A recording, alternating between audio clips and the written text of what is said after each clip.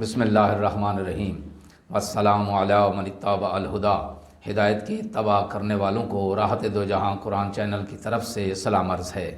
تمام تعریفیں اس پروردگار کے لیے ہیں جو رازق بھی ہے اور مربی بھی ہے، جو شکم مادر میں، جو زمانہ طفولیت میں بقائے زندگی کے تمام سر و سامان مہیا فرماتا ہے۔ لاکھوں درود و سلام ہوں محمد و آل محمد پر۔ سامعین کرام، صاحبان ایمان، ہمارے آج کے سبق کا موضوع ہے سورہ بقرہ کی آیت نمبر 215۔ تو آئیے پروردگار کے پاک نام سے اپنے سبق کا آغاز کرتے ہیں۔ بسم اللہ الرحمن الرحیم۔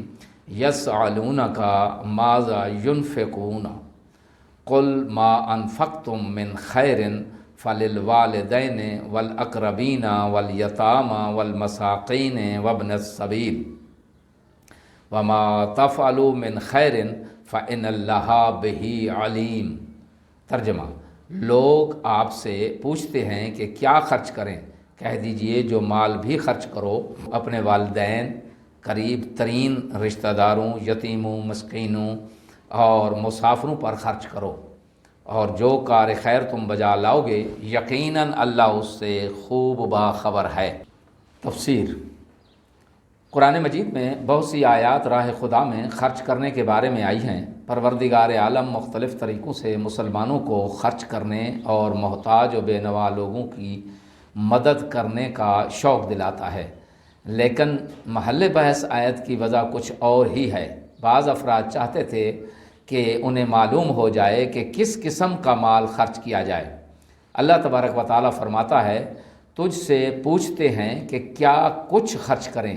جواب میں اس سوال کی وضاحت کے علاوہ ایک اور اہم مسئلے کی طرف بھی اشارہ ہوا ہے، اور وہ یہ ہے کہ مواقع اور اشخاص جن پر خرچ کرنا چاہیے۔ آیت کے لب و لہجہ سے یہ معلوم ہوتا ہے، یہ ظاہر ہوتا ہے کہ دونوں مسئلے کہ کیا کچھ خرچ کریں اور کن کن پر خرچ کریں محل سوال تھے۔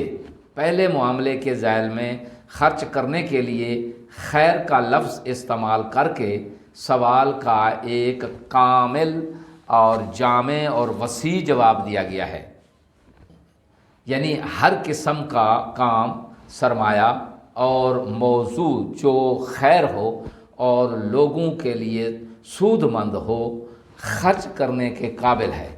اس میں ہر طرح کا مادی اور معنوی سرمایہ شامل ہے۔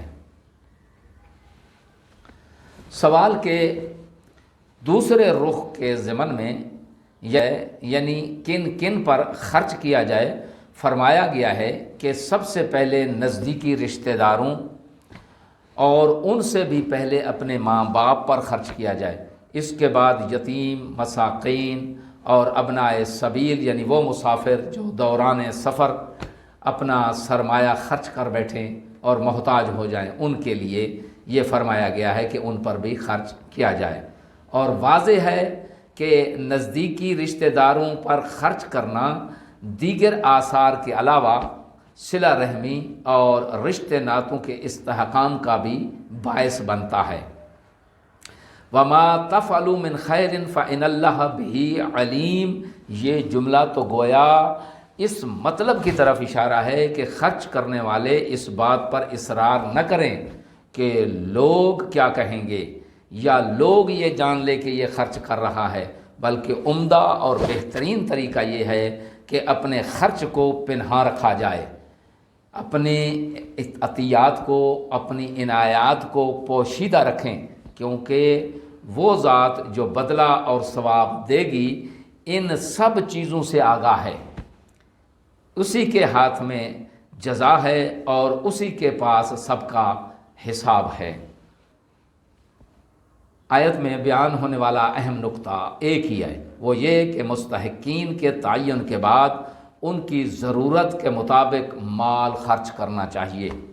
آخر میں دعا ہے کہ خداوند عالم ہمیں مستحقین کے تعین کرنے کی توفیق اور صلاحیت عطا فرمائے، اور اپنے والدین، رشتہ داروں، یتیموں، مسکینوں اور مسافروں پر خرچ کرنے کی خداوند عالم ہمیں توفیق عظیم عنایت فرمائے۔